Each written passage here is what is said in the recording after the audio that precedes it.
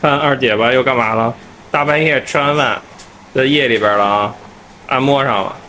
这二姐就是走到哪儿按摩到哪儿，知道吗？对啊，为按摩而生的人。咱们得买那个按摩椅了，按摩椅多少钱？4万多。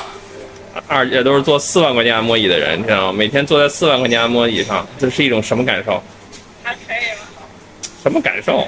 感受一般怎么选？没有选择题，填空题。是吗？对啊，感受挺好的，按摩按的还不错，还能按着按着睡着，还是很美好的。